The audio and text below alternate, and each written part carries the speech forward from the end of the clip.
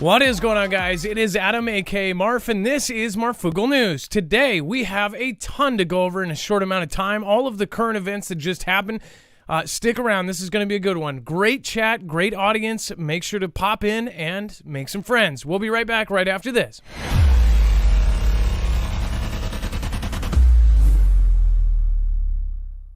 Nothing in the show should be considered legal, medical, or financial advice. The views of the callers can differ considerably and do not necessarily reflect my opinion, Dex's opinion, or anyone else who works with the show. You should always do your own research and consult with professionals. The internet is full of fake news, so please take everything with a grain of salt. If you have not already, it helps us out if you end up going through any of our affiliates, and it helps you out if you end up protecting yourself against cybercrime. NordVPN is one of the best and one of the easiest to use. If you do not have a virtual private network, it protects your IP address, which is your online identity, which actually connects to your real address and everything else. It also connects to you. If you know anything about how they are data logging and basically getting your profiles down, you can prevent that by having a VPN. Nord is, again, one of the easiest. Download it. It's like an on switch and off switch. All you have to do. Go to marfooglenews.com/VPN. Not only will you get a giant discount on this, but you will also be helping us. I appreciate your support, and I appreciate everyone that goes through any of our affiliates. Can't say thank you enough. Are such a wonderful, we are such a wonderfully. I bring the love to you, you bring the stress to me. So why don't we live separately? I bring the love. All right, what is going on, guys? It is Adam, aka Marf, and this is Marfoogle News. Today, we have a ton planned for you, and Dex and I are going to go over all of the current events together. It is going to be a great time. So pop into the chat, make some friends, and be polite. One simple rule, just be polite to others and treat them like you would like to be treated. Now, if you are not getting notifications, make sure to head over to marfooglenews.com and get ours at marfooglenews.com. Not only can you get our notifications directly from us, but you can also sign up for our email alerts. Now, over there, you can also access a full bibliography of every single article, tweet, video, picture, document that we're going to show you here today is going to be over there. Has it begun already? WW3 already underway. Click on today's thumbnail. Very easily organized by thumbnail, and then you will see it will bring you to every single article, tweet, video, picture, document. That way you have access to it, and you can go back retrospectively, and it's archived, so you can actually think about any kind of article that you've seen here on our show, type that into the search bar in the upper right-hand corner, and you can actually access all of that. So make sure to use that search. It is all archived for a reason. That way you can use it for research or for your videos. I know that a lot of YouTubers actually use our website for references and former articles and things, so make sure to use that. All right, and then to bring up some awesomeness, let's bring in my co-host / internet brother, Dex James. What is going on, and how are you doing? Well, hello, Adam, and hello, Foogle fam. I am doing exceptionally well today. So we have really a ton here, but I wanted to bring you in on this first one. American Airlines testing face scanning at DFW Airport. Out of Fort Worth, Texas, American Airlines said that Wednesday that customers would pre-check, could go through security checkpoints at Dallas-Fort Worth International Airport with a face scan and phone app instead of showing their driver's license or passport.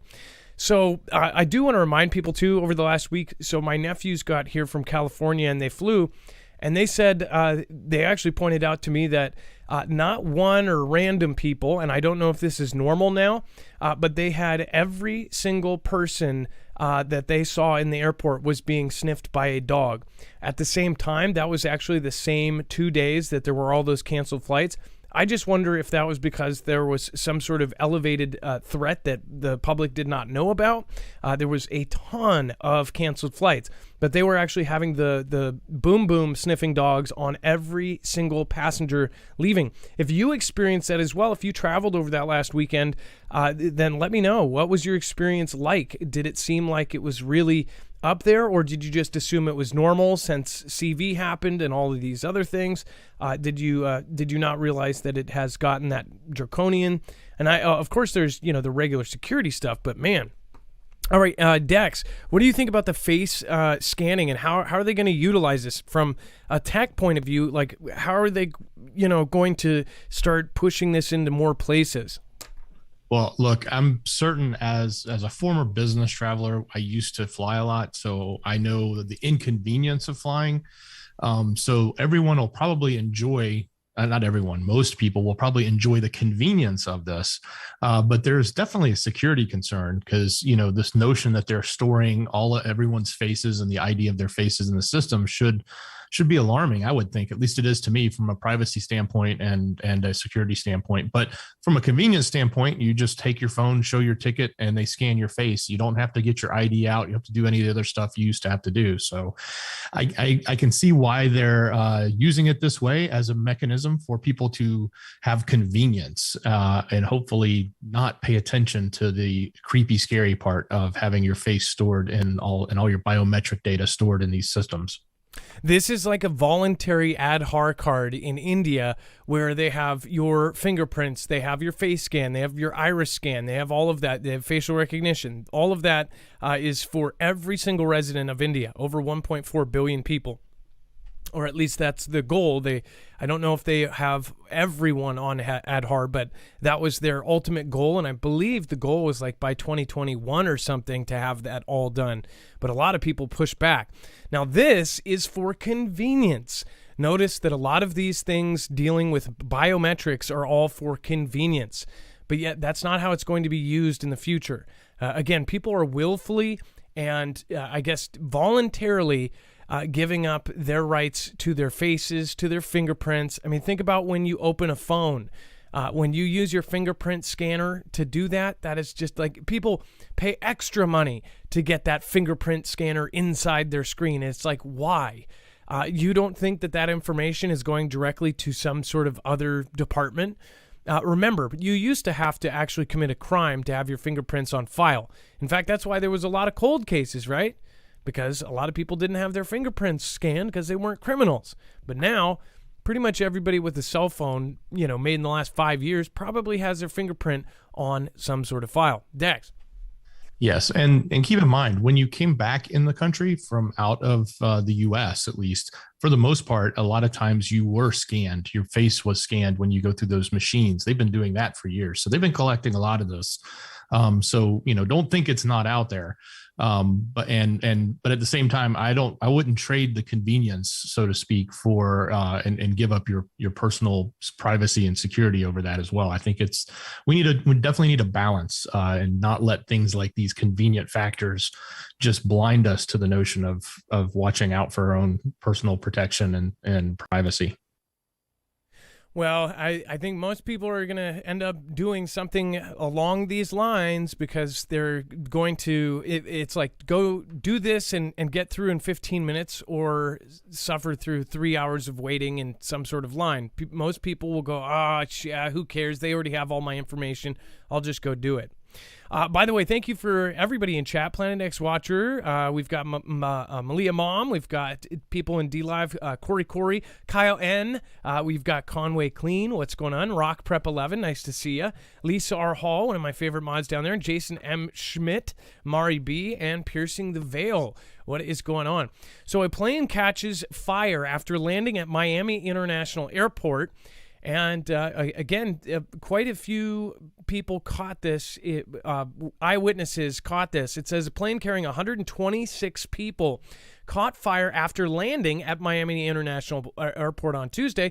Red Air Flight 203 from Santo Domingo, Dominican Republic, had landed around 5:30 p.m. when the landing gear in the nose of the plane collapsed, Miami International Airport officials said.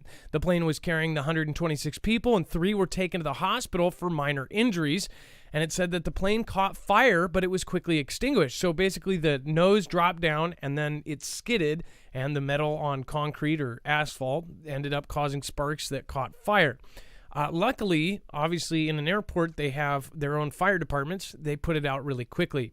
Footage from the scene showed the plane on its belly being dosed with foam by fire trucks. Photos and videos posted on social media showed passengers nearby walking on the runway. Now, the videos, we have attached this over to the website, so you'll be able to go through and find those videos at marfooglenews.com.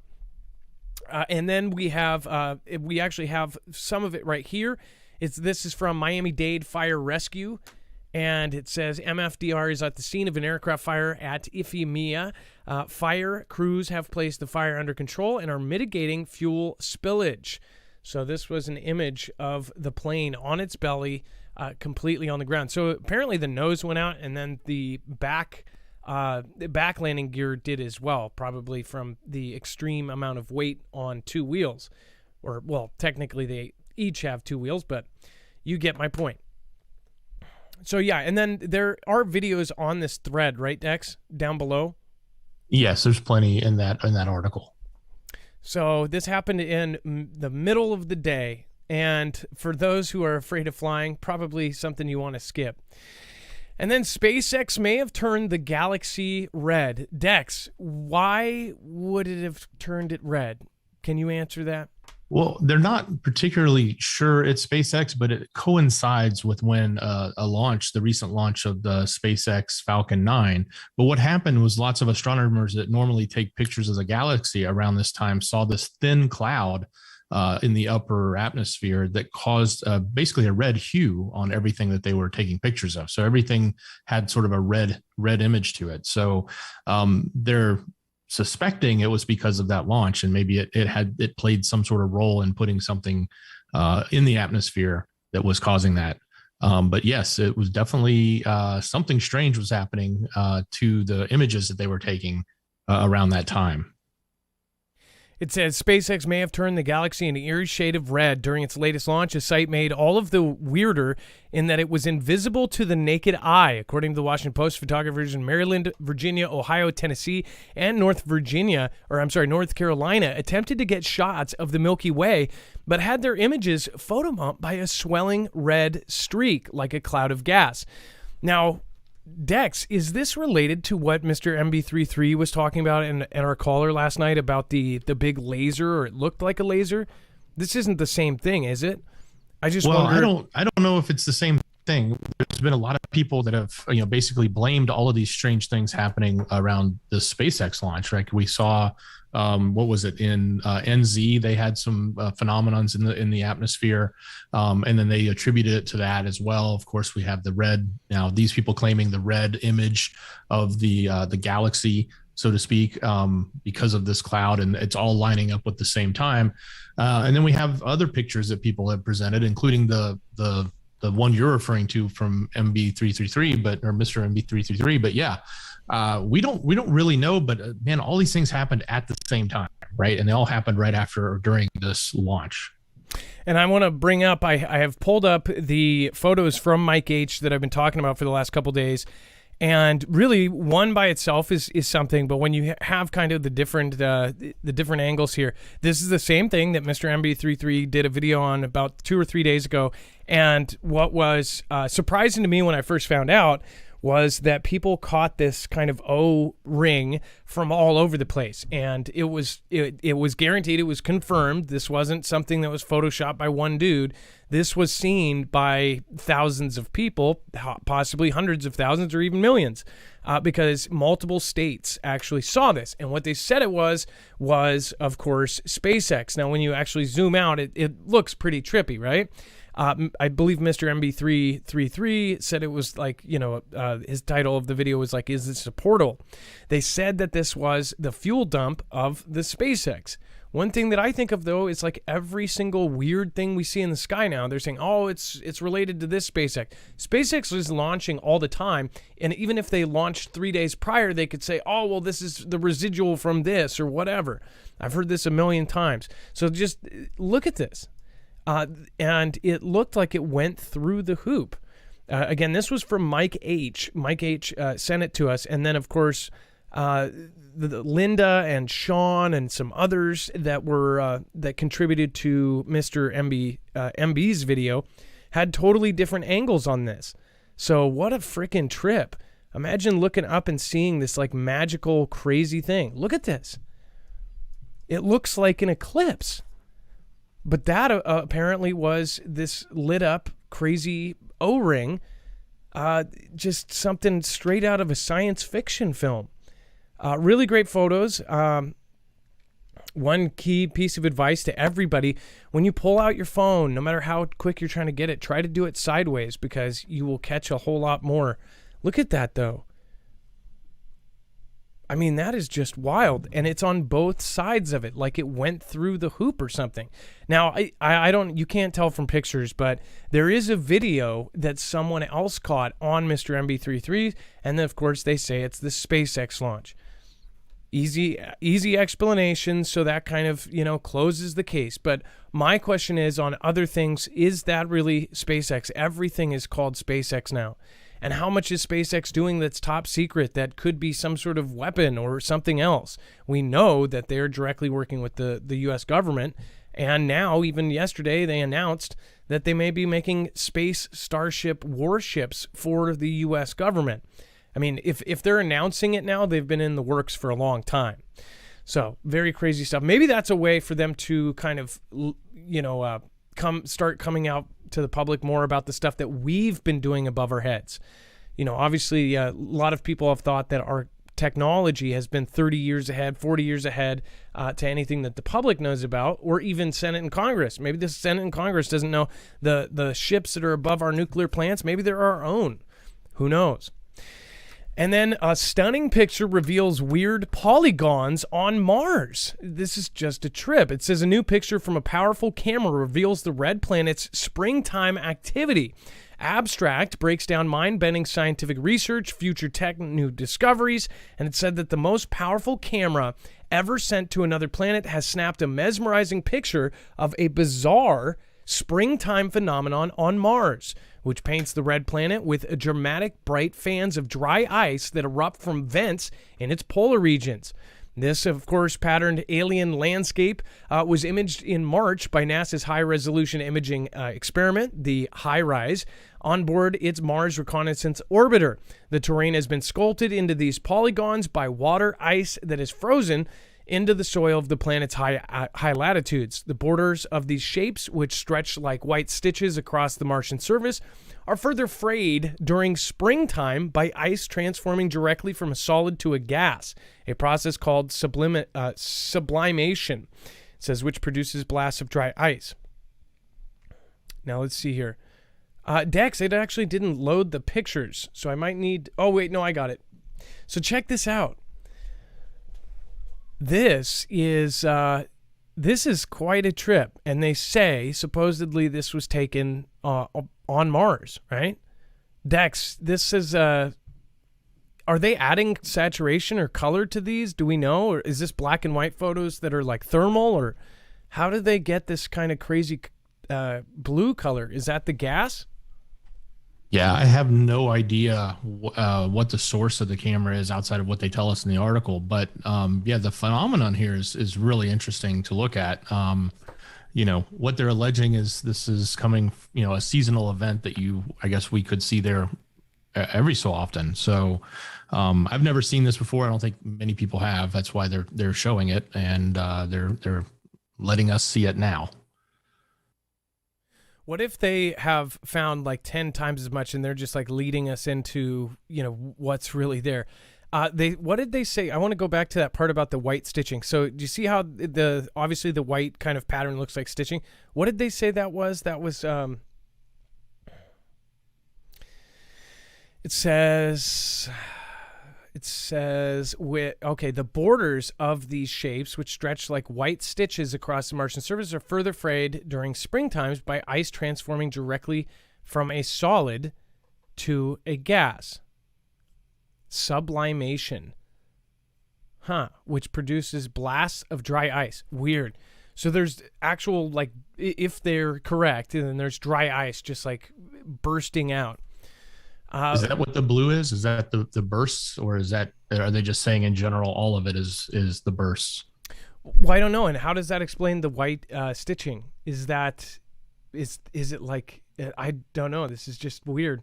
Looks like a dinosaur skin or something. But whatever you think about it, let us know in the comments down below. I'd love to hear your thoughts on this. And yeah, is there anything else you could think of when you see this picture? Again, all of the pictures, videos, anything that we end up talking about here is going to be over on marfooglenews.com. That way you can go over after the show is over and you can dig deeper into these subjects. If you find out something that we missed, or all the time I miss something, and then somebody lets me know later that, hey, you missed this, or hey, there's a connection with this, let me know. I'd love to hear it. Put it in the comments or in the chat or DM me on Twitter. Guys, get a hold of me and try to get me the info. All right, and then by the way, I do want to say a very special thank you. Thank you to Irish Rebel. I appreciate you. And let's see here. A couple people. Bible Talk 777. Thank you for the super thanks on the last show. It says thanks. Just want to remind everyone, if you don't want to. It's getting cut off there. Bible Talk. Hold on. I want to make sure I get the right one here. And of course, it disappears.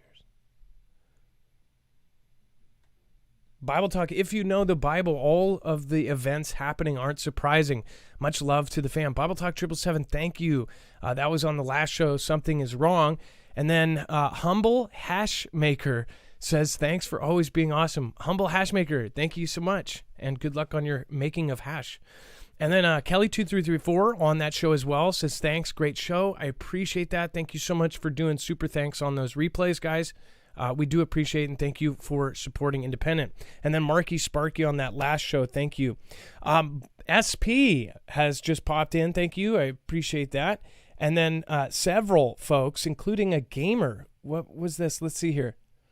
By the way, if you there's a few games that I do play when I have time. I have had really a lot of fun meeting up with Foogle fam and playing. Let's see here. Gunslayer Gaming. There's gaming twice. Gaming news. What's going on? Hey, thank you for the super sticker there, Marky Sparky. Thank you for the cup of coffee. And then I live 10 miles from DFW Airport, says JT. Well, if you find out anything that we don't know, or if you found out something that's exclusive, let us know. And then East Tennessee Preparedness. It's nice seeing you again. Thank you for stopping by. I hope your channel's doing well. Thanks, Adam Dex and Mods, for all your hard work. I appreciate that. Simply Pony and SP. Thank you for being one of the last one out, along with Gary Stoven, Bandy Bear, and Marky Sparky. Okay, so Dex, we're going to be talking about, let's see here. We're going to be talking about Lake Mead and how I actually did not realize Deadpool meant something. I have never heard of that before, but we'll talk about that here in just a second. I do want to remind you there is still upwards of $170 off on the Energy solar generator. My whole show is powered by a Flex 1500 with 2 batteries. Again, actually, it was powered with 1. I just got my second, which I'm super pumped about. But again, this is a solar generator, which means it does not require gas. It is essentially a giant power bank that can power pretty much anything that within reason. And it is absolutely silent, which means it is not going to be something that somebody hears from 3 blocks away. It is also called the Flex because of how flexible this system is. You can actually expand it, which a normal, smaller solar generator, you're stuck with whatever is built into it. And when either the head unit or the battery ends up going in 10 or 15 years, then you are basically buying a new one. With this, if they make a bigger and better top unit, you can go and upgrade and keep your battery. Or if the battery 10 years down the road loses some of its oomph, you can go get another one. On top of that, you can actually extend it up to 96 batteries. So this can actually be a solution for a bigger, say, cabin or home as far as how long you need power for. So again, make sure to go check it out, marfooglenews.com/energy. It is extremely portable. At the same time, it can be a 96 battery solution to a bigger problem. And then also, it runs off of solar energy. You can either charge it from your wall, your car, or you can go get yourself some solar panels. Again, the solar panels are really easy. They're plug and play. There's no fancy anything. You just get a solar panel, either 100 watt, 200 watt, 300 watt, 400 watt, and you plug it right in, and then it starts charging it. Or you can actually run it while it is charging. That's what we do. So Again, they also have foldable and portable solar panels right now, upwards of $170 off on different packages. So you can get kind of a starter kit. It is really amazing, and they're very close to the ship date. So make sure to get over there now. marfugglenews.com/energy, and make sure to use the code Marfoogle for a savings. Thank you guys for supporting us. When you go through affiliates, not only are you getting something awesome that you get to keep and something that may save your life, but you are also helping your favorite channel. So thank you. All right, and then Dex. Lake Mead nears dead pool status as water levels hit another historic low.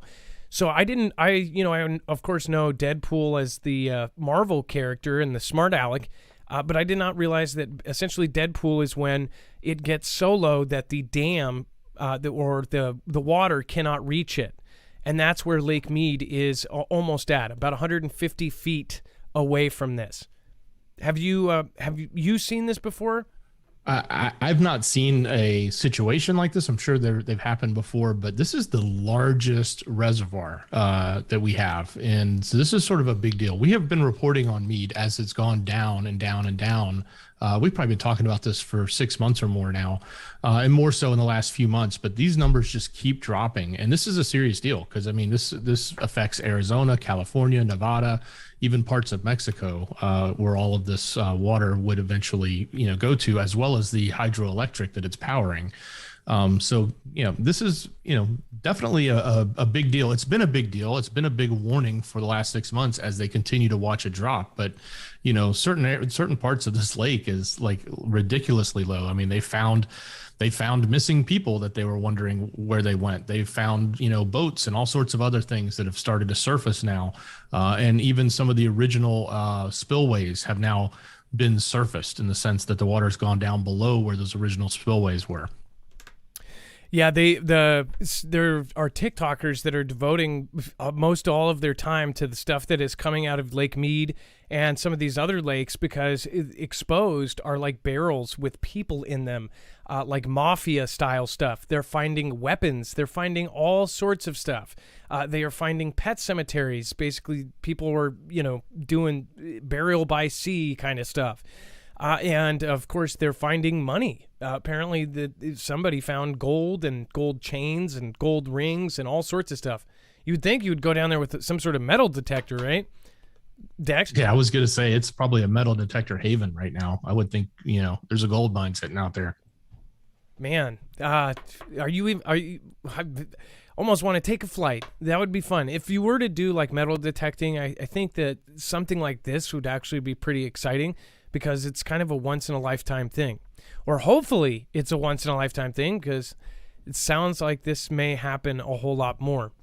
As far as the extreme weather that may or may not have caused it, either way, most people are understanding that this summer is going to be rough. So we have been warning you guys for at least 3 months. Somehow, the U.S. government and all of these weather, they say they're guaranteeing it's going to be a really, really brutal summer. And the last few years, we've kind of seen that. I saw my first 118-degree day in Seattle. It was absolutely insane. That's not even close. I mean, when we hit 100, it's like a huge deal. 105, makes every news channel here. And that was like 1 year out of a 20-year span.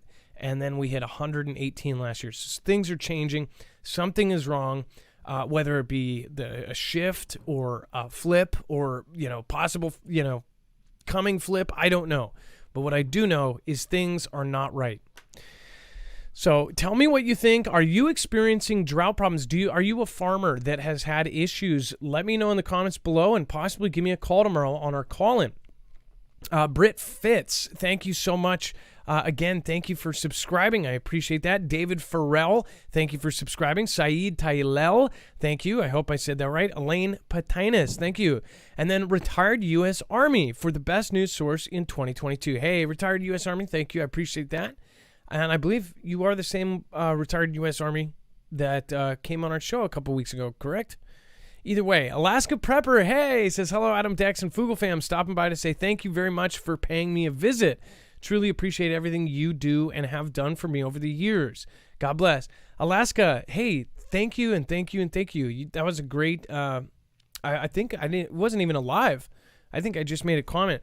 Great video. So Alaska Prepper did a video on, he's done a couple really great videos about the coming catastrophes. He did a really great video about a week ago about the food plant. And then he did a recent video that was really good, talking about information that he got from a subscriber. And it's really good. I'm not going to spoil it. If you go over to his video, you will see. It's pretty serious, actually. So once you guys go over and watch his, then we'll talk about it next week. But yeah, Alaska Prepper is great. 151,000 subscribers.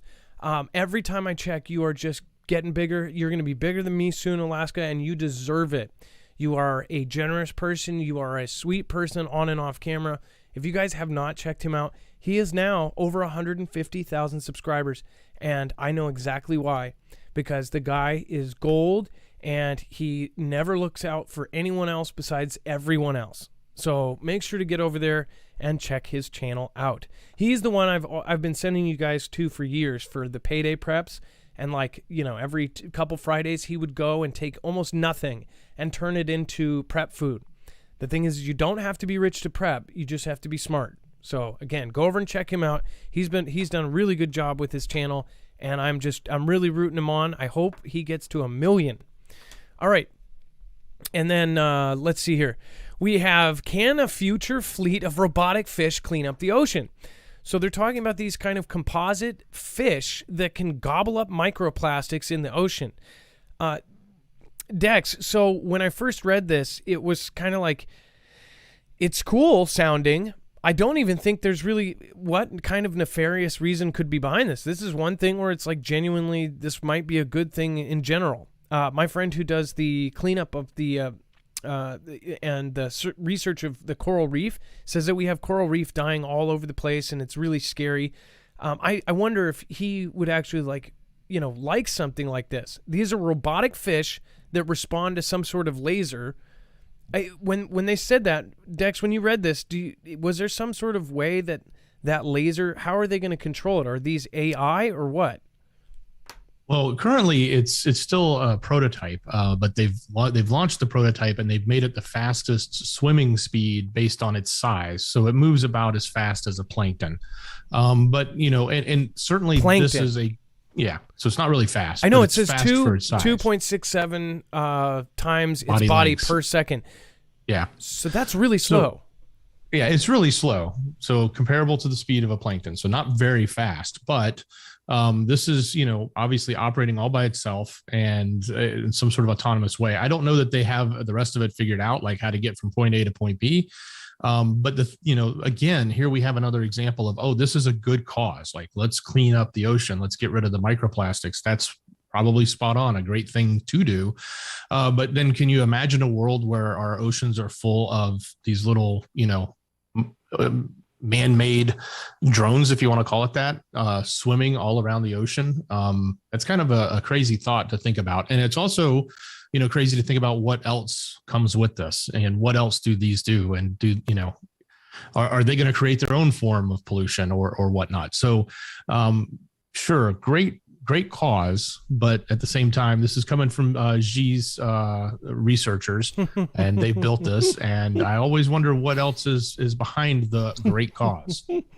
The Bitter Critter says we need a bigger boat, right? If there's like some sort of Jaws size, robotic shark or something. So somebody asked a couple good questions here. What about the fish that eat them? If they're swimming around and they look like fish, they swim like a fish, then a bigger fish is going to go, wow, that's a fish. So those fish eating that, will that actually be harmful? Or are they going to have some sort of defensive mechanisms? Or are they going to put spikes on it or something? I don't know. I don't even think that would stop it. How they say it, though, is that it's actually powered by light. So it would have to be in kind of the upper echelons of the ocean. It couldn't be super deep down. But the light just from the sun would keep these things going.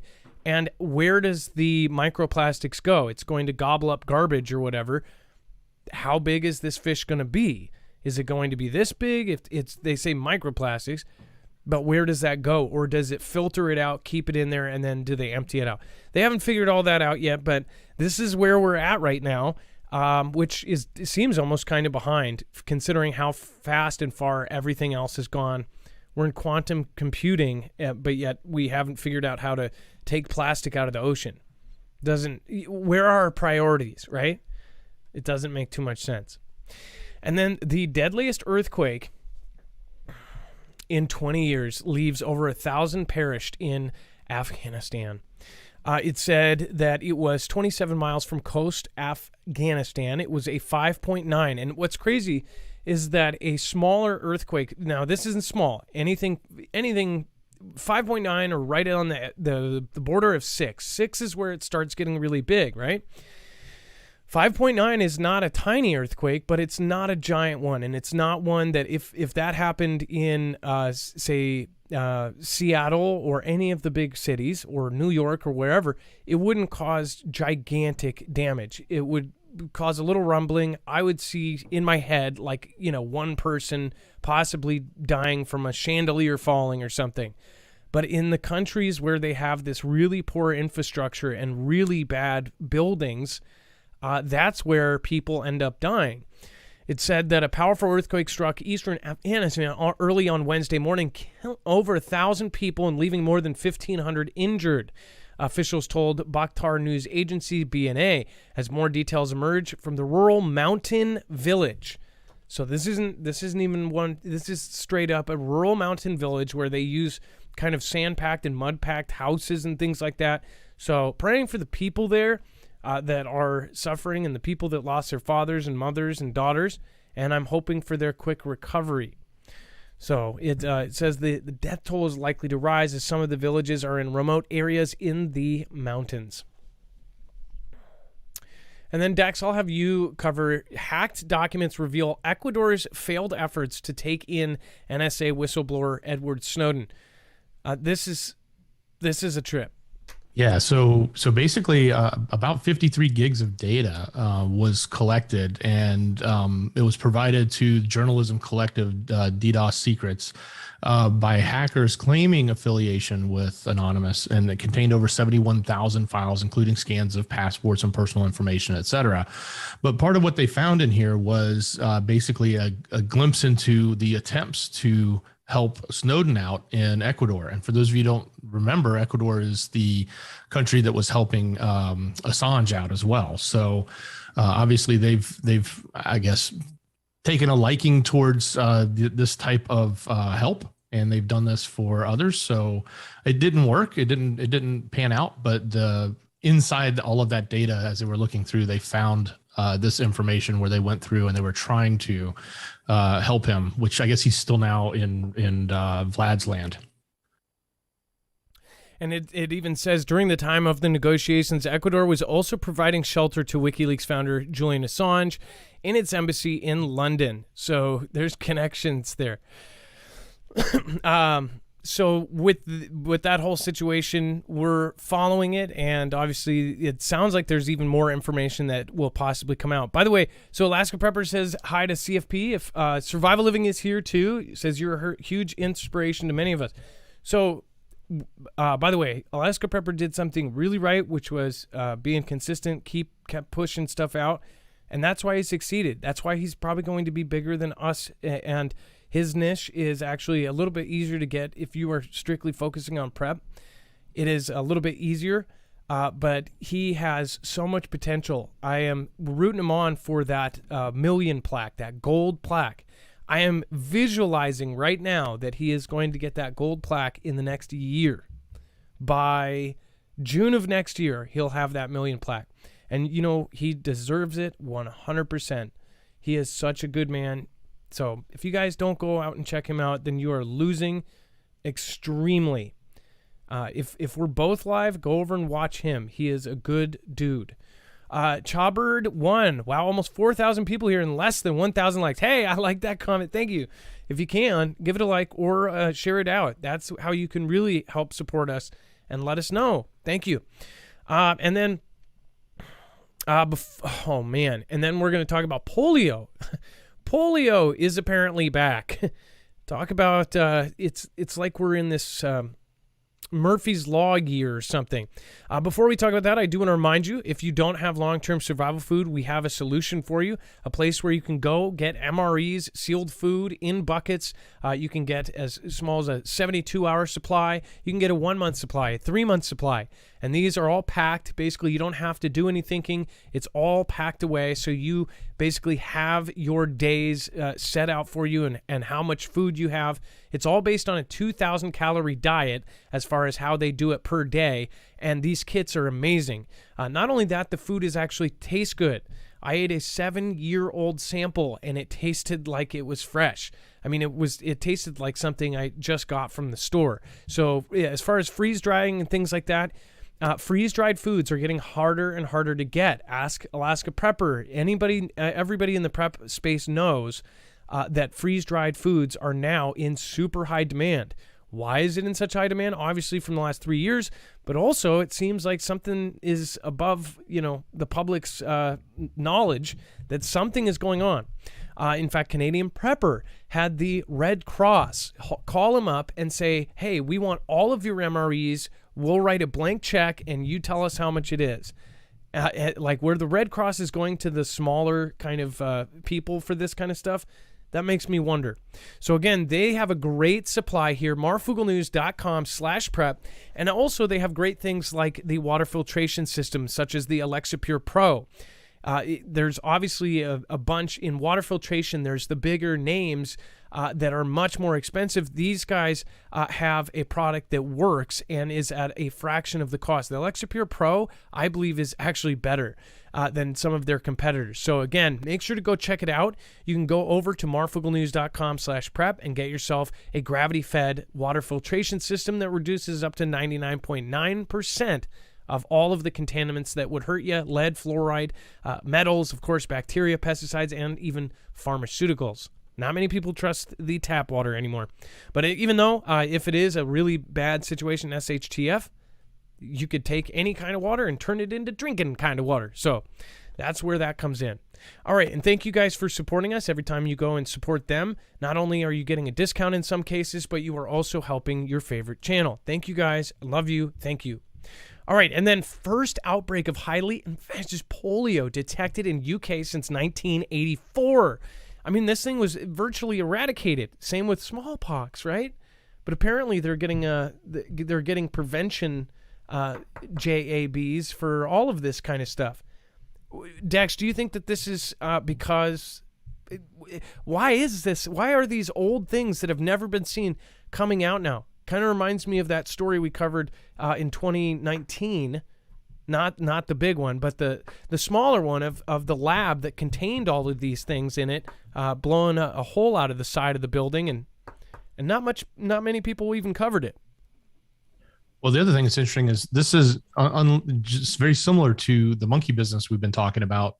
This is also starting, or at least it's being reported first in the UK. That one also was reported heavily first in the UK. It may have then picked up at a couple other places, but this is highly contagious, and it will not surprise me now that we see this.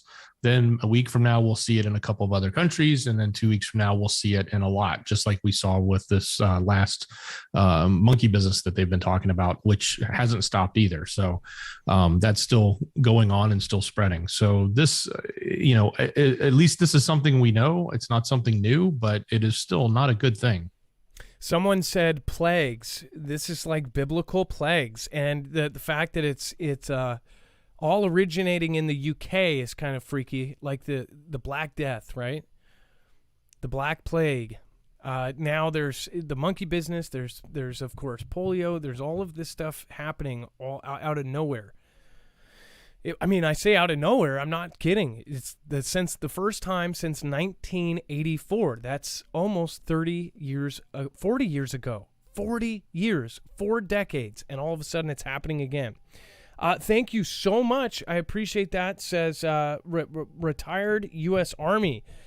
Says food delivery closing because of fuel costs. No drivers. Yes, did call last week. Thank you, Adam and Dex. Retired U.S. Army. Thank you so much. I also called you out too.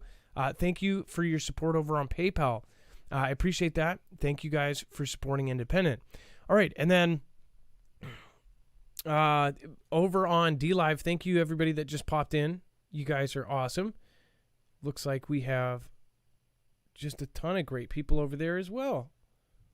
Let's see here. Aunt Jenny, what is happening? Pete and Paul's company, and Sean C. Lacey May, 33. I grew up with a polio scare. My girlfriend had polio. And then Wiz Jen says, hello, Sergeant Bob. Good to see you. Sergeant Bob, nice to see you as well here. And then Beer Juice, what is happening? That Gen X dude is here too. Hey. Somebody said that they're positive for the CV. I would say look at the protocol. Get the protocol. All right, and moving on. What do you think about that? Please let us know in the comments down below, and you can look further into it over on marfooglenews.com. And then G researchers build mind-reading device that detects when men watch porn. I'm not kidding you here. This is a real thing, and apparently it's a big priority over there. It says G researchers have reportedly developed a device that can detect when a man is watching pornography by reading his mind. I think, well, I don't know what head they're focused on, but it says the new device, as reported by the South China Morning Post, would benefit the G internet sensors by detecting the brainwaves triggered by lewd content. Pornography is illegal in Xi's country. It says the prototype device was made for, quote, bad information detection. And it says Zhu Jinwan, director of the Electrical Engineering Experiment Center at Beijing Jiao Tong University, who published the work in the Journal of Electronic Measurement and Instrumentation. It says it was tested on 15 male university students who would wear the device while sat in front of a computer screen, with an alarm going off when explicit imagery was detected by the brain. It says the developers say the new device can automatically adapt to the brainwaves of a human sensor, able to filter out the signals that would come from emotions or wariness. It says authorities employ professional sensors called Jian Hang Shi, or porn appraisers, to check social media for what they deem inappropriate content.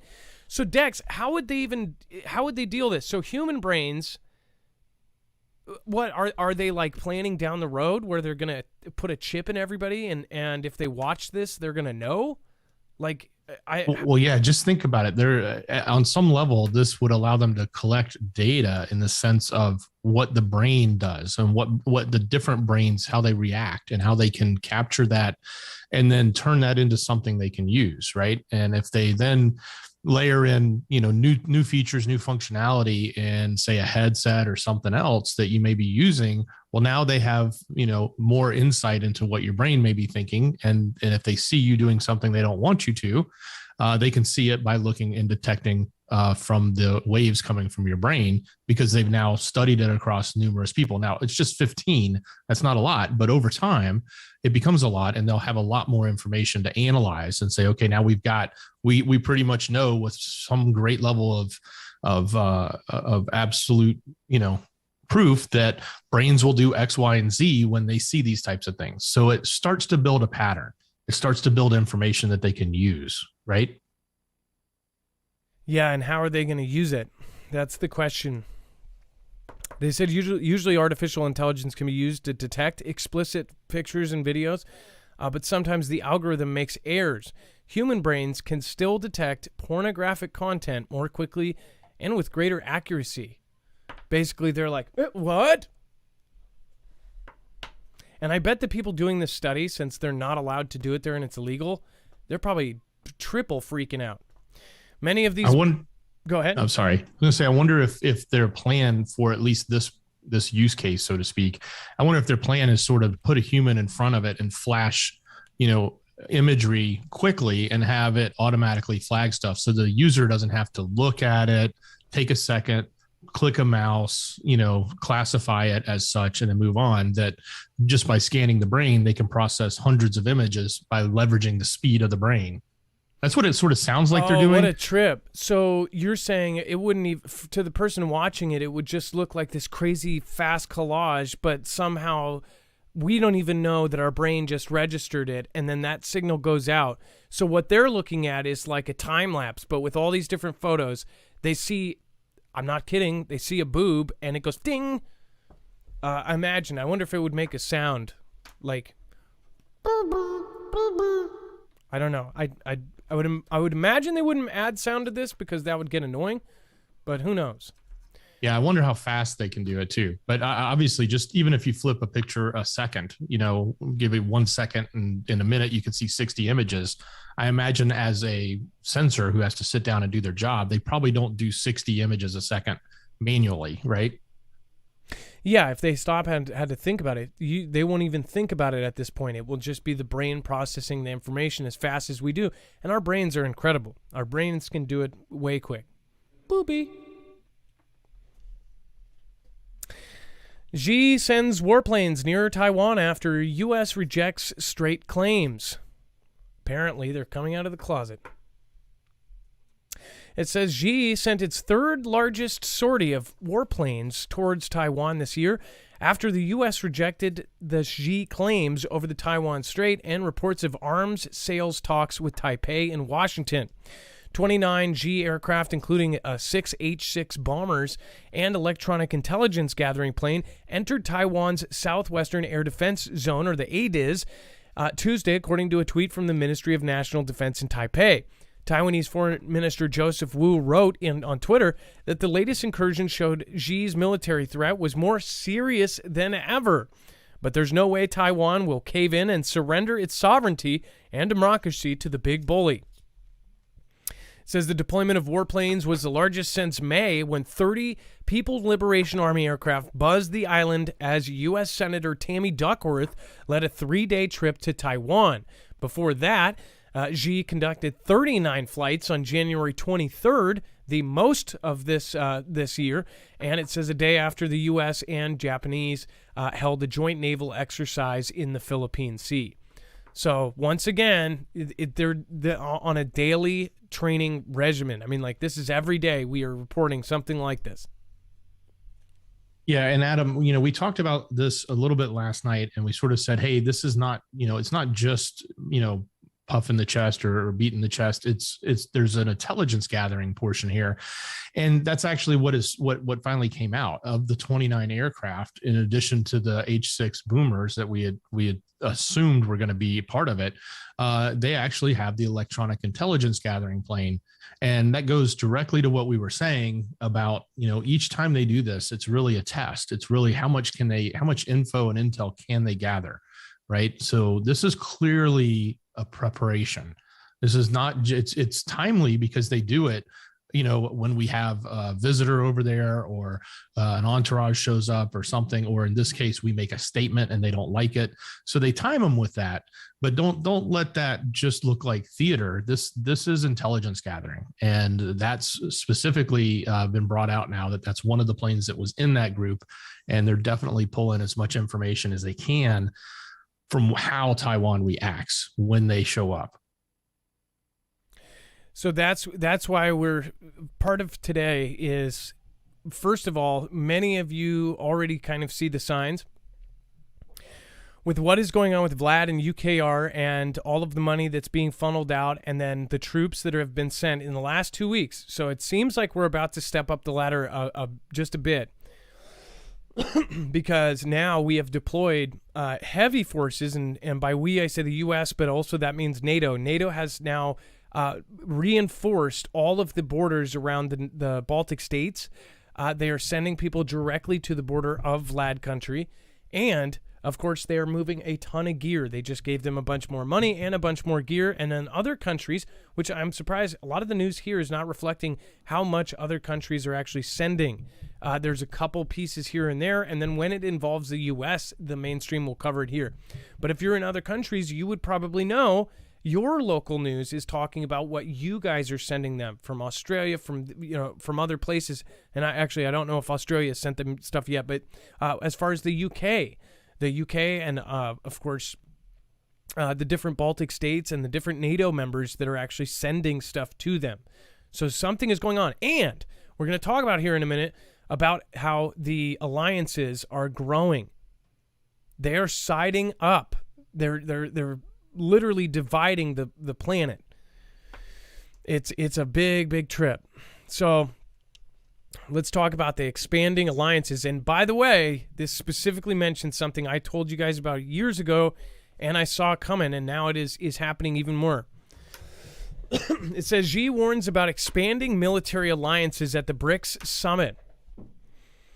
It says Beijing is hosting the meeting of the influential club of BRICS, B-R-I-C-S, emerging economies, which accounts for more than 40% of the global population and nearly a quarter of the world's gross domestic product. It says 3 of its members, Xi, India, and South Africa, have abstained from voting on a United Nations resolution condemning Vlad's invasion of UKR. It says Xi told the BRICS Business Forum that the UKR crisis is, quote, a wake-up call, and warned against expanding military alliances and seeking one's own security at the expense of other countries' security. So that was their quote about, why they're saying you're risking this for that. It says Xi and India have strong military ties and links with Vlad and buy large amounts of oil and its gas. So one thing I want to point out is for the longest time, and what history class has taught you, that Xi and, of course, India has this huge debacle going on, and they have hated each other. They've been kind of long-time enemies. They have been fighting over the borders of the Himalayan mountains forever. For decades and decades, there is no actual border because they have argued, and on both sides of the map, they say, well, ours is here. And then India goes, no, ours is here. And they're both overlapping, saying, we own this part of this. This is part of our country. And they're like, well, this is part of our country. In fact, right before all of this went down, about 20 Indian soldiers perished at the hands of Xi soldiers on the sides of cliffs with no weapons. They had they were not armed. And it was because they were on these little tiny paths on the Himalayas, and they were actually fist fighting and getting thrown off the mountains. Xi never said how much soldiers ended up perishing in that battle, but they said it was the bloodiest battle between the two countries in over 40 years. When that happened, shortly after, we followed kind of all these weird things, and we're like, that was a flashpoint. We were watching it as a flashpoint, like, could WW3 start between India and Xi? Then they had meetings, and then all of a sudden, all of the military on the Indian side and on the Xi side ended up backing up. They removed actual structures. They removed all of these kind of temporary bases, and they removed all of their soldiers, all of their artillery, all of their stuff. And satellite photos showed this. It was like they just cleared out. After 40 years of being back and forth, all of a sudden they're not. Then India ended up in a drill. They're very tight with Vlad, and now Vlad and Xi are no limits partners. They have done something here, and people aren't going to listen to me until it's just straight out and official, and there's going to be an article that says Xi, India, and Vlad are best friends, no limit partners, the 3 of them. India has 1.4 billion. Xi has 1.4 billion. That's 2.8 billion people plus Vlad. That's half of the world's population almost. It's about a third at least. So we're talking about big forces here of just straight up people. Now, as of right now, also India is involved in, there's a group, Xi, India, another country, and Vlad, and it's an economic group. They've been tied economically. Now they are now being tied militarily. They're doing the same drills. Basically, they're involved in the same drills with Xi, Vlad, and India. They may say, well, we still don't like those guys, but we'll come along. It's not like they're the third wheel, like, oh, yeah, well, we don't really get along. It's not like 3 guys going camping and the 2 guys don't really like each other. Something has changed. And this is a big deal because now they're forming alliances. It says, and check this out, they're totally just smashing the sanctions into the ground. It says, in a call last week, Xi assured his Vladian counterpart, Vladimir, that Xi would support Moscow's core interests in sovereignty and security, leading the United States to warn Beijing that it risked ending up on, quote, the wrong side of history. It says South Africa, one of the few African countries wielding diplomatic influence outside the continent, has also not condemned Vlad's military action. It says Xi took a swipe at U.S. and European Union sanctions on Russia in the speech on Wednesday, saying that sanctions are a boomerang and a double-edged sword. And when you actually think about it, it's going to be. as far as if we do the same sanctions to Xi when he takes Taiwan, we are not going to get any products from Xi. There's going to be minerals, and think about where 90% of our APIs, or active pharmaceutical ingredients, are made for life-saving antibiotics. They're all made there. Not made here. We're not even setting up anything yet. That's a double-edged sword. We go to conflict with them, all of a sudden we have no antibiotics. We have no pharmaceuticals. That's a pretty big deal. And we'll scramble. They'll probably turn, a Pepto-Bismol factory into a antibiotics factory or something under wartime laws. It says leaders of the group of 7 nations, G7, will meet next week in Germany to discuss how to proceed with sanctions against Vlad. Now, here's a really important part. India bought 6 times more Vladian oil from March to May compared with the same period last year. So compared to last year, India bought 6 times more oil from Vlad. Basically, all these other states and countries are making up for the fact that we or somebody else is not buying their oil. Somebody else is. And in fact, some of the people even in NATO are still getting oil from Vlad. So they're not hurt. So it even seems more suspicious. Dex, when you're seeing this, what do you think? Well, yeah, certainly. It's definitely suspicious when it comes to that. And we think about the fact that they're making more money from the oil now than they were making before. It's very, it goes right back to what we said. They were selling it at a discount. It's going to Xi, and it's going to India, and they're just selling tons of it. And of course, they're turning around and reselling, I'm sure, and making a nice markup.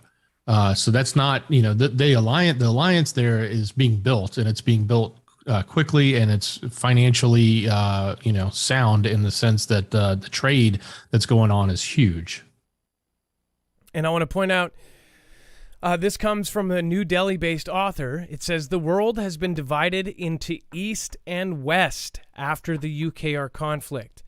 So we may have actually helped India and all of these other countries kind of get in on this. The world is separating and dividing. That's why I say, if you look at what is happening, we're already in a proxy. We are sending our gear. NATO is sending their gear to the UKR and directly fighting with Vlad. Meanwhile, Vlad and all of our nemesis are doing this. Even if you think they're all in a room, secretly planning the whole thing together, it's all going to play out in front of us like it's not. It seems like there is a reason why the very richest and the very, very top tier would want to reset everything, especially on the other side of the crumbled, battered down countries and having to rebuild. They want to rebuild everything with more control and more money. And they can do that with a conflict, a massive conflict, a world conflict. There is plenty to gain by all parties here, and they want to take power and they want to redistribute it. By the way, the biggest distribution of wealth just happened from 2019 to now. The largest redistribution of wealth in history ever. Your entire life, your grandma's entire life, your great-grandma's entire life happened in the last 2 years. And it was all due to the So think about what happens after that. It's pretty simple to see that this has already started, and that's my opinion. Tell me yours. I don't want to put it out into the universe that this is going to happen, because unfortunately I think it already is. Dex, anything else on this that you want to add in? We've been saying this. We've been saying it's coming. It's clear what's happening. The sides are being set. The alliances are being made. It's, if you don't believe it now, I don't know, man, you're not paying attention. Patience. I guess you just need patience. And this is, when it does, right? We'll say, oh, well, we said this 2 years ago. Oh, you're just trying to pat yourself on the back. We're not trying to get a pat on the back. We're trying to get people to listen, because if you prepare before these things, you might be happy. You might even live comfortably through any kind of disaster. That's what prepping is. And if you do prepping responsibly and if you do it correctly, you don't go broke. You don't sell your house and live out in a tree and then 2 months later realize nothing happened yet. You do it responsibly, where you would, instead of buying a $12 of Starbucks a week, spend that on some rice and some water, right? Just take a little bit out and put it into this stuff, because stuff is getting worse, and we can be positive and we can be happy during these times. If we did lose all electricity, I believe it would be a real shock to the system, but I think people almost need a lack of technology nowadays. Now, when you drive down the street and you see somebody and you're like, that's got to be a drunk driver. Nope. Just somebody driving like this. We're zombies. We're vidiots. Myself included. We're all hooked to our devices, and that's because they spend all of their time. We know this from congressional hearings, that Facebook and all these other companies, all they care about is getting you hooked. They want to give you the digital heroin. That's what it is. All right, and let's see here. Before we talk about airstrike that hit an oil refinery, again, another guaranteed there's going to be in the next couple days. Oh, well, it turns out our satellite stuff let them do that. We'll talk about that here in a second. On a serious note, I would recommend that if you do want to protect your car, your house, your solar system, your generators, anything that you want to keep running after an EMP strikes, if it strikes, or whether when a solar flare, a big Carrington level event happens, then you would want to get an EMP shield. As far as EMP shield, what it does is it grounds the signal from all three phases of an EMP. It will ground the signal from a CME in 500 trillionths of a second before it's able to fry your device.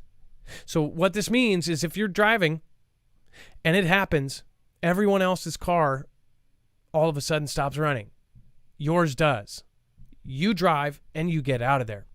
Or, again, if you have motorcycles, if you have RVs, or if you have anything else that you want to keep running after a major CME, lightning strike, or an EMP, then you would want one of these on it. Go over to marfooglenews.com/EMP. This is the same company that was not only mentioned in the DHS, Department of Homeland Security EMP Resilience Report, but this is the same company that was also brought in under executive orders by our previous president to help with the protection of different agencies like DHS and DOD, and of course the DEMSO team helping protect the Texas grid. So there is work being done to actually protect our grid, but it's not fast. And it's going to take a very long time. We're dealing with ancient power systems that virtually haven't changed in decades. So make sure to go over and protect yourself. At the same time, the cool part is you're going to get $50 off per device, and you are going to be helping our channel at the same time. Thank you guys for supporting this. You are a part of this just as much as anybody. This is a we. Okay? So thank you so much for helping us grow and reinforcing the growth of the channel through getting products that will actually possibly save your life, or at least make them a whole lot more comfortable if things go even further downhill. And speaking about going downhill, another airstrike, this time reported at an oil refinery in Vlad's Rostov Oblast. So this one hit in a really important spot. It says in the video, which has been posted widely on social networks, a drone can be seen approaching the refinery. It goes into a deep dive and then, of course, hits the ground. And there is a powerful blast and a fireball.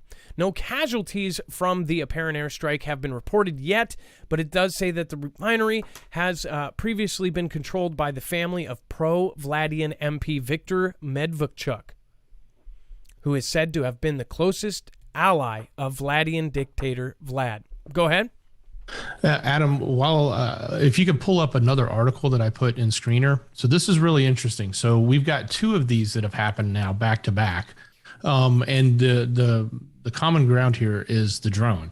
I also want to remind everyone that we talked about part of the equipment that was being sent in to UKR was drones and other things. So we're not sure if it's been revealed or if it will be revealed at some point who is responsible for this, whose equipment was used. Was it equipment provided by NATO or someone like that? But then this other blast happened in the I ran to the store country, and it's very similar. And this just happened, I think, a couple days ago.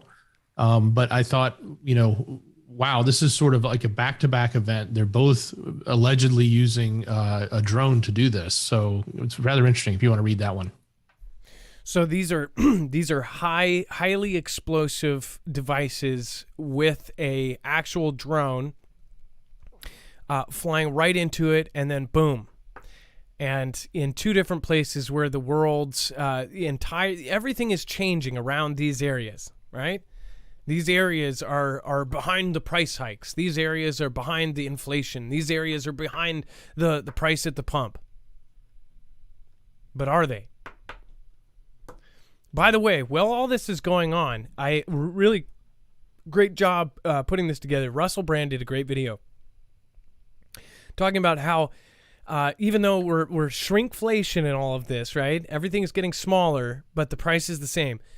The profits have gotten bigger at many of these companies, and now statistics are showing that they're raising prices like crazy, and then they blame it on wages, they blame it on all this other stuff.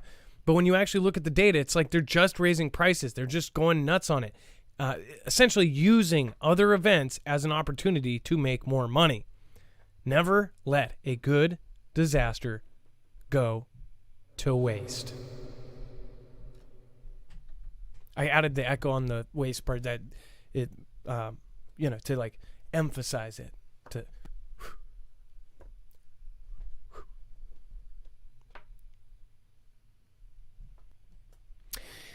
anyways.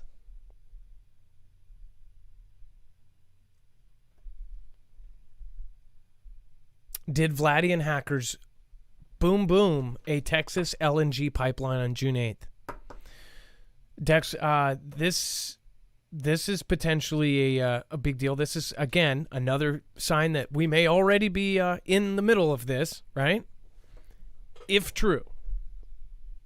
Yeah, if true. But this is, this is a rather, interesting question that's being asked, and whether or not this had something to do with it, right? It says, according to two sources around the time of Vlad's late February invasion of UKR, a cyber unit of Vlad's GRU military intelligence service again conducted targeting reconnaissance operations against a major U.S. liquefied natural gas exporter, Freeport LNG. U.S. LNG exports have been long been a priority concern for Vlad, reviewed by Vlad as means for the United States to undercut Vlad's domination of the European gas market. It says on June 8th, Freeport LNG suffered an explosion at its liquefaction plant and export terminal on Texas's Quintana Island. The damage suffered means the facility is not expected to resume major operation until late 2022. The June 8th disruption had an immediate impact in spiking already soaring European gas prices and has reinforced Vlad's ability to hold gas supplies to Europe at risk in retaliation for the European Union sanctions imposed on Vlad over the conflict in UKR. U.S. LNG futures have fallen significantly since the explosion.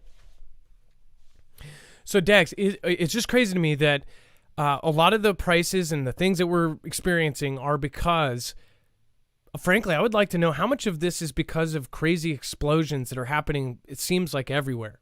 Do you know what I mean? Not only on the gas side, on the fuel side, on natural gas. Of course, over in Europe, the same thing is happening. You've got underwater power cables getting cut between France and the UK. It's like, is any of this an accident? Food processing plants catching on fire, planes landing in them, all sorts of craziness. The one thing that's really got people asking the question, though, right now with this is the FBI is actually the ones investigating the cause of this specific explosion. And they were asked if the cyber division was involved, and they said they could neither confirm nor deny that at this moment. But the reason that most people are saying is this was an overpressure in a line, And there's, basically some of that stuff can be computer controlled. So they're questioning, was this done by some sort of hacking versus just being a mechanical failure or, human error or some other type of error that just caused it to happen. It is just wild. This is why many people are getting their stuff together, getting their ducks in a row, because it looks like there is an end game. This is a big game. This is a game that is being played across the planet. Dex. Well, and not only that, even if this is, we don't know what this is at this moment, but and we may not even find out, but they could come out and tell us that this is because of that, right? They could come out and say, Vlad is responsible for this, and that could be sort of the reason for a greater level of escalation, right? Sort of the WMD found in the desert. This could be the excuse for the next step. It very well could be. And remember, there were no WMDs, right? But, of course, they thought there were, so that was their excuse when they went. They said at the time, we really did think that there was. So it's all good. All right. Now, I wanted to pull up, for whatever reason, DLive was having a problem here, so hold on. And it looks like I missed a lot of people. So thank you, everybody that supported over on DLive tonight.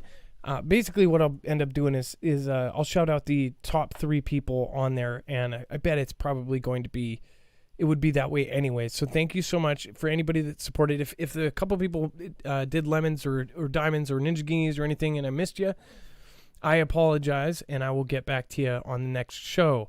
Otherwise, the top 3 people over there, I will make sure to shout out. So thank you guys so much. Or at least, I can do the top 10. So thank you, everybody. And by the way, shouting out, it really makes I think it is it's something that I really hope people understand. I really appreciate anybody that supports our channel, and I really appreciate everybody. So I really, really, really appreciate everybody that has helped us grow, even through the hardest, craziest times of all of the different things that have happened, all of the adpocalypses and things like that. There are people here that have been here for 4 years and have never left. So thank you guys so much. For those of you that are newer, it's never gotten to that point where it's like, oh, you go into this place and it's all people and they have their cliques or whatever. It's kind of like just one big group, and everybody, it's not. I don't know how you guys did it. I don't know how you guys made the Foogle fam such a cohesive thing. And if people don't work out, they don't really stick around, and that's fine. It's voluntary. I hope that as long as you're positive and push people up, that people here will try to make a concerted effort to make sure to make them feel welcome. So thank you, everybody that has stopped by tonight.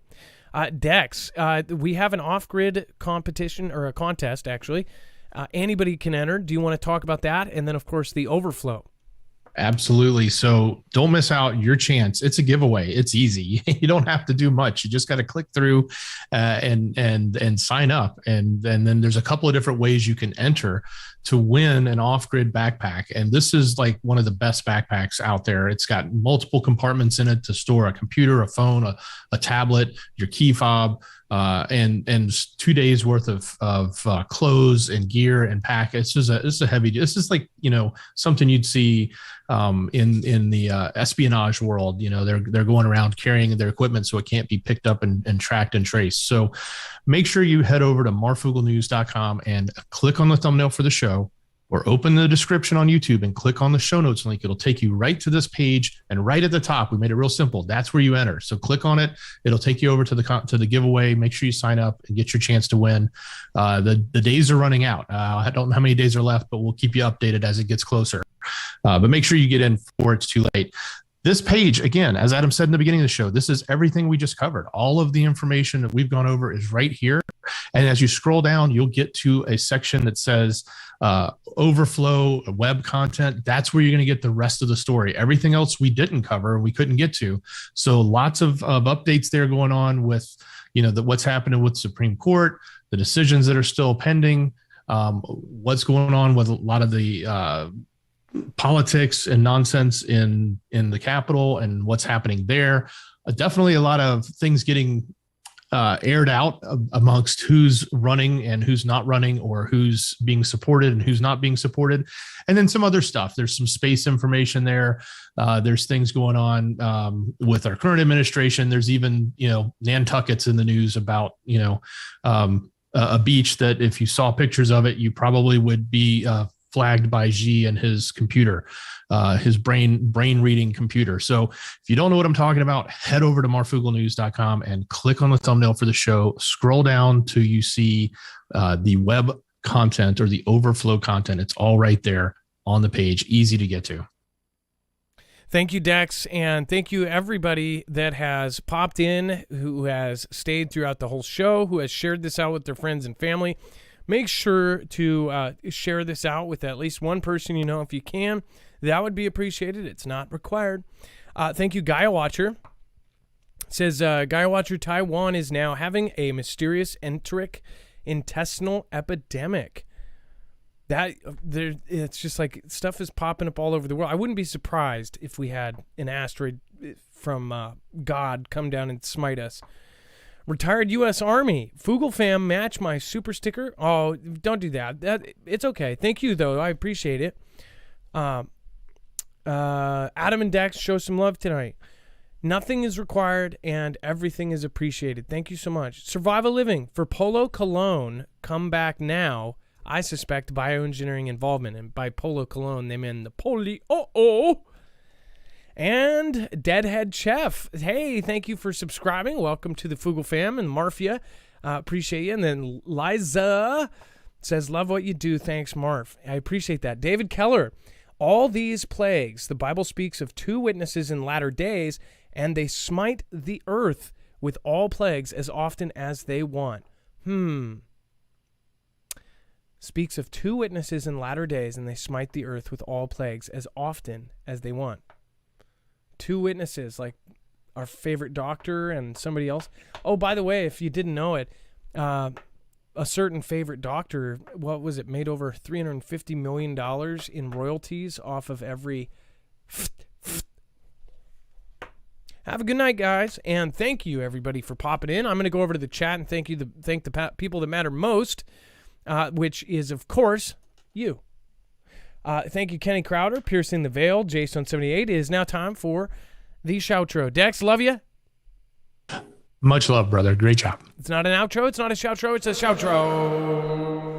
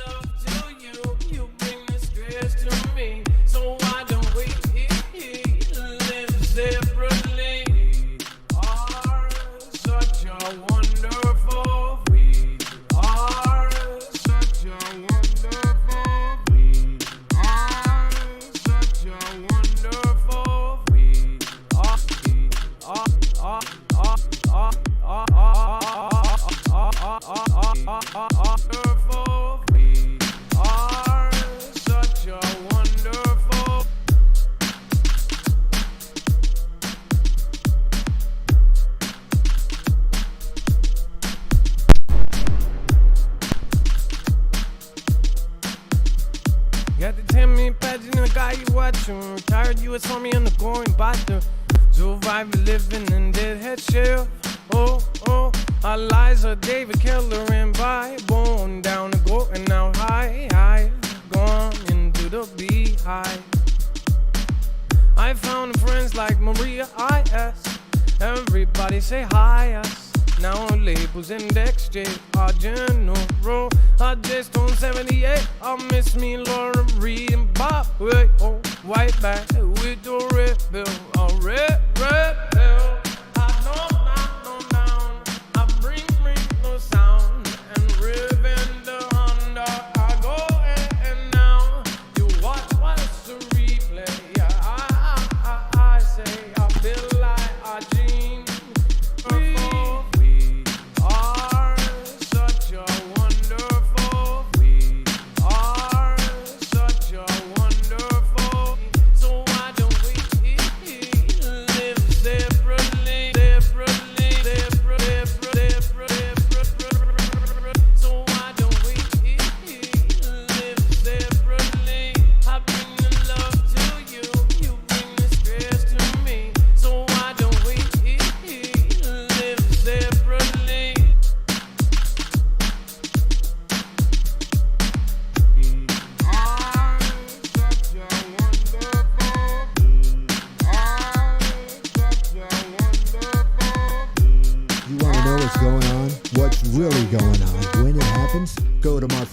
SpaceX.com and get